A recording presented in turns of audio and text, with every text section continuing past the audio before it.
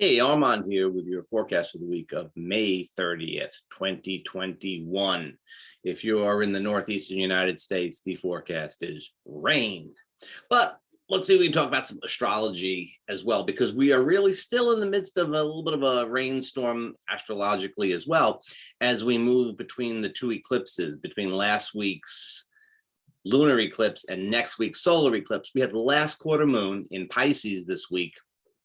And that's always kind of an active time. And I feel that the overall pattern for this week is we have a pretty good flow through about Friday, and then the weekend hits some funky energy.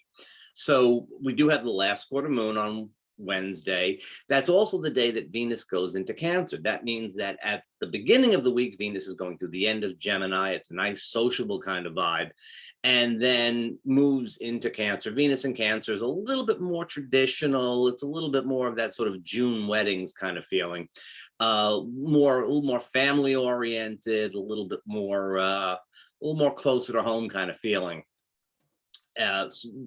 Then Venus goes ahead, and the first thing she's going to do in the sign of Cancer is to make a nice trine to her friend Jupiter, her best friend Jupiter, on Thursday.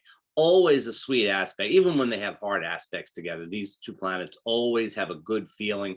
It just, Venus in Cancer, Jupiter in Pisces, it really gives the feel of, almost anything that you want to do, that you can do given conditions. It's a pretty good time for it. Like it. I'll be giving a talk for NCGR Long Island on that night. You can check them out. Just Google NCGR Long Island and you'll find it. So it's about using the lunar cycle for forecasting. This is not an advertisement. Okay, so the feel then is one of good energy at the beginning of the week. The sun comes into a trine with Saturn right around the last quarter moon.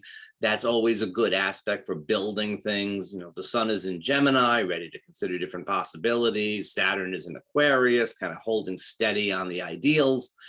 Basically Monday, Tuesday, Wednesday, Thursday, very nice. Friday, pretty good. And then we hit the weekend. Now, retrograde Mercury. Mercury is retrograde all week. You're not getting away from that. So don't ignore that. Mercury is retrograde all week, and retrograde Mercury will square Neptune on Saturday. And to be perfectly honest with you, be rather honest with you, this is essentially the energy that is pervasive the entire week long, because Mercury's stationed close enough to Neptune so that you never really got that far away from them. Well, Mercury, Neptune, retrograde Mercury, Neptune. Don't even trust yourself. This is the time when a good story is likely to just be better than any facts, or we could just bend the facts to meet the story. It's a very pliable, not like malicious, not like somebody, trying to get away with something, trying to swindle, although it could happen that way too. Mostly it's just, we're not really sure of where things are. It's a sort of floating kind of energy. I think we felt it last week with Mercury square Neptune. We feel it on the weekend of May 29th and 30th with Mercury stationing, and we're going to feel it next weekend with Mercury square Neptune again. So it is just the vibe. It is this sort of, it's great for meditation. It's great for fantasy. It is great for listening to music, letting serendipity guide you. Let serendipity guide you. But if you're trying to do something and you want to have like a good practical, solid base type of thing, not so great. The other thing that happens on the weekend, though, because we could just write that off. Old experts like you and I, we know how to handle that kind of energy. But Mars in Cancer is going to oppose Pluto at the same time. Literally, these aspects are 40 minutes apart from each other. So this is really at the same time. Now, Mars-Pluto aspects have a kind of explosive sort of energy to them. With Mars in Cancer, there is this sort of like fighting for the homeland, for the clan, for the family kind of feel.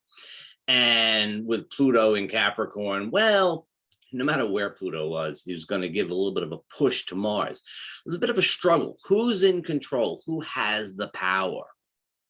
And of course, if you want to deal with that kind of situation, what would be great would be to have accurate information, and Mercury is square to Neptune.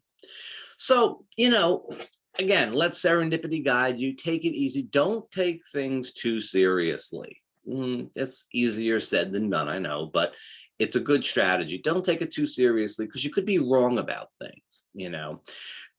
If you have a lot of energy to do something good, if you can make this work in some way or another, then use it. There's a lot of energy in a Mars-Pluto aspect. There's a lot of energy in a Mars-Pluto aspect. So, if you're feeling the tension, if work it off with some sensible exercise or something like that. But, on the other hand, if you wanted to, do something, it's great, as long as it's nothing that would involve mercurial stuff, information.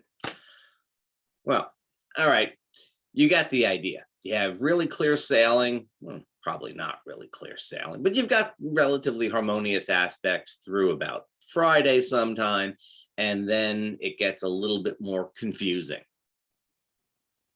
We'll manage. See you next time.